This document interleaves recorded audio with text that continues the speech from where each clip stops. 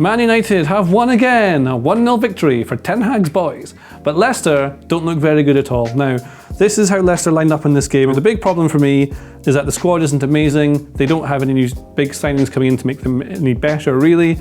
And they're playing players like Wilfred Ndidi, who is a central midfielder, a defensive midfielder, normally a 6, at centre-back, and it really shows.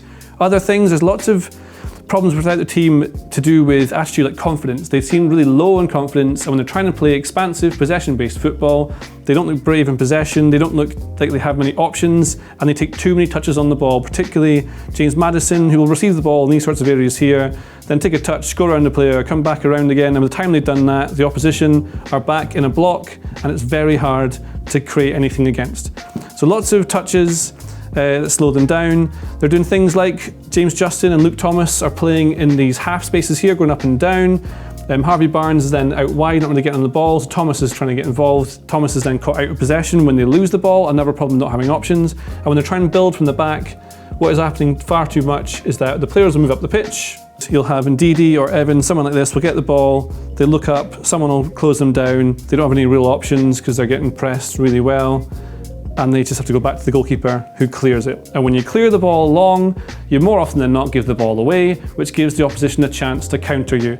Now, if you have Man United's quality of player against you and you're doing that, kicking it long, what happens is that you give away goals. For example, this is United pressing high in the first half. Jadon Sancho doing what he's been told to do, pressing Wilfred Ndidi. Again, he's not a centre-back, he's a defensive midfielder who's been asked to do this because Leicester don't have the players. Now, Ndidi's only option is to go back here because the full-backs are really high up the pitch. This situation has come about because the ball's been absolutely launched forward by, I think it's McTominay, kicks it long, doesn't really matter. But they're going backwards for safety. There's no other option. Now, Danny Ward very wisely decides that that is exactly what he has to do because Sancho continues his run, blocks off see the curve of the run? He's blocked off this pass here. Johnny Evans cannot receive the ball because his back's to the pitch anyway, so he can't receive it that way, but he knows he's got Rashford next to him. That's a bad pass. His only option, because there's no one in the wide areas to receive in this position, is to put it long. That's what he does. The ball goes long all the way to Diogo Dalot over here, and what you think is, well, possession's turned over, but Leicester can get back in their shape. They've got a striker, they've got their midfielders around here. Dewsbury-Hall is one of their midfielders as well, if you call them midfielders. But Luke Thomas is the left back. He's pushed up high with Elanga. He's been mesmerised by the ball. He likes the ball. He's moved up here. And Harvey Barnes has not got fast enough over to Dalot in the situation. United's shape looks good. Back four like this. Here's the double pivot here. Fernandes is slightly higher up the pitch. But Fernandes is in a very dangerous position up the pitch because if you change the angle, what you see is this. And you see all the things that are going wrong for Leicester and all the things that are doing right for Man United in this move here. United's shape is good. The turnover is there. Jadon Sancho's walking back in position because he's been doing a little bit of pressing. Now, here's Samari on his own. Because the fullback is so high on either side, Luke Thomas here, Justin here, it means that Ndidi and Evans have to cover an awful lot of space if there is a turnover, and the distance between centre-back and striker is very large. So what you might think is they should sprint up and try and close this gap, but why you waste energy trying to sprint up there? It should be fine, the ball's up here. This is because of a lack of forward pressure in the top part of the pitch. You want to press high, you do it as a unit. You can't really press with this much space between your forwards and your centre-backs.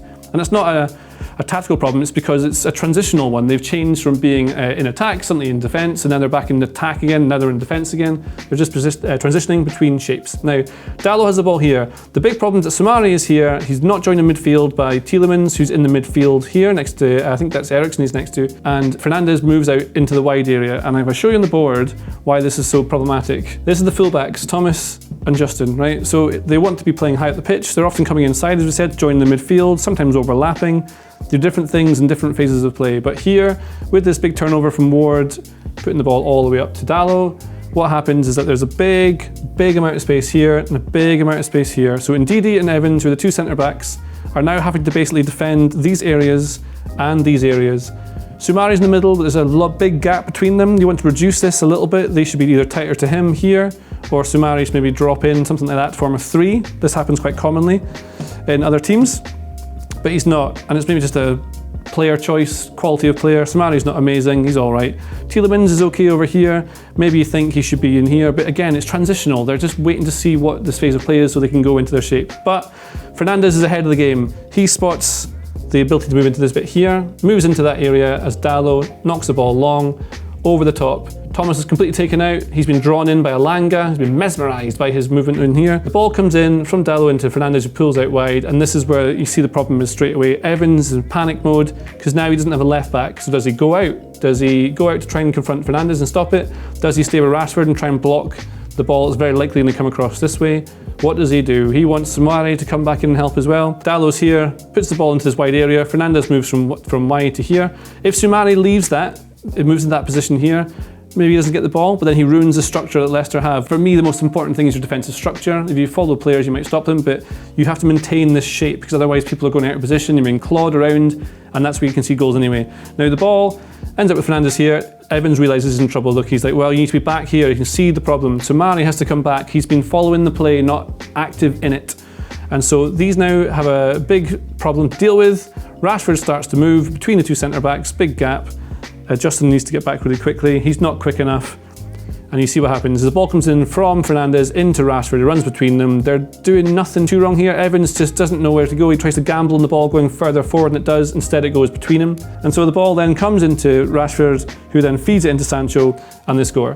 But that is just a few errors that Leicester have made in that one move, which then you can see that demoralised, the confidence drops, and then they're even worse in possession. And so they weren't able to create anything that brought them close to United's goal. Most of their chances, I think maybe all of them, came from free kicks, except for one move at the end where James Justin, on another overlap, nearly scored after Ronaldo had come on and gave the ball away in the final third. So lots of things happened here. A few more bits in tactical that are maybe relevant. Casemiro came on to help control the game late on. Doesn't really mean anything. What we saw from United was a quite efficient performance. They took their one chance, they slowed things down, they managed the game really well, and they're starting to look a bit more like a team that has been coached, so that's quite good. Leicester look like a team who are devoid of confidence, too slow in build-up, far too many touches in the final third, taking too long to do anything, not playing passes that are progressive, going through lines, very predictable and easy to shut down. And then in defence, they're weak because they're playing a defender who's not a centre-back at centre-back, either Daniel Amartey or Wilfred Ndidi. They signed Wout Faz, maybe he'll be okay, maybe he'll make them better. What he will do to make them better is allow Ndidi to move to this anchor position, put Soumaré off, pretend this is the guy Faz, it's not, but it'll do. And then he'll be here, that makes them better. You never know, perhaps if Ndidi was playing his preferred position, he'd have been tighter to Fernandes, spotted when he moved out wide, and either told Evans to go across so he can cover, or he might have gone with him and stopped it. You don't know, it's all hypothetical, it's all made up. But Leicester don't look great. Brendan Rodgers must do something, but what it is, I do not know. So look forward to enjoying more games like that, Leicester fans. It can only get better, or much worse. If you like this video, please consider subscribing to the channel. The Athletic brings you the best sports journalism in the world in a personalised experience, connecting you with the stories and teams that you care about the most. There's coverage of 13 sports, plus direct access to world-class journalists through live Q&As, discussions and podcasts. Not to mention, it's all ad-free. And you can try it now for free for 30 days by clicking the link in the description.